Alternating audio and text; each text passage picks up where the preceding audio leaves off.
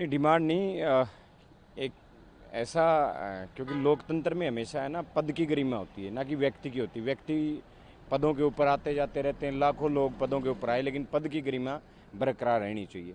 इसी मामले में आज कांग्रेस विधायक दल का डेलीगेशन मिला था। अरोड़ा साहब का जहां मामला था, जहां चंद्र प्रकाश जी का था, हमारे रामकरण काला जी का जो मामला था कि एक बैठक में जहां एक विधायक का अधिकार होता है कि उस बैठक में जा सकता है, प्रोटोकॉल भी होता है कि विधायक का उस एक चीफ सेक्रेटरी के से ऊपर प्रोटोकॉल विधायक का माना गया है। तो वहाँ कुछ ऐसे लोग जहाँ बैठक में जिनका जो कोई प्रतिनिधि के तौर पे आते हैं, प्रतिनिधि के तौर पे कोई बैठक में नहीं जा सकता। प्रशासनिक बैठक ये कोई किसी पार्टी की मीटिंग या कोई घर की बैठक नहीं है। जब कोई आप प्रशासनिक बैठक कर रहे हो तो इसका मतलब ये है कि वहाँ केवल जो निर्वाचित पार्षद है या कोई निर्वाचित विधायक है या कोई निर्वाचित सांसद है, वो वही बैठ सकते हैं। तो अरोड़ा साहब के साथ जो मामला हुआ, उस मामले में हमने स्पीकर साहब का अवगत कराने का काम किया और बताया भी है स्पीकर साहब को कि स्पीकर जो है वो विधायकों के कस्टोडियन हैं। और अब तक ये 10 दिन बीत चुके हैं इस मामले को, अब तक इसमें कोई कार्रवाई नहीं हुई।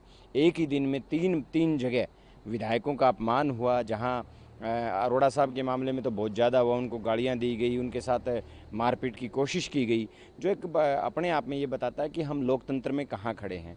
ये सरकार आए दिन लोकतंत्र का चीरहरण करने का काम कर रही है। और लोकतंत्र तब चलता है जब कानून सब के लिए बराबर होगा, जब एक पद की गरिमा होगी। विधायक वहाँ कोई अपने लिए नहीं गए थे अरोड़ा साहब, वो बहुत सीनियर मोस्ट विधायक हैं, मंत्री रहे हैं, खुद एक स्पीकर रहे हैं।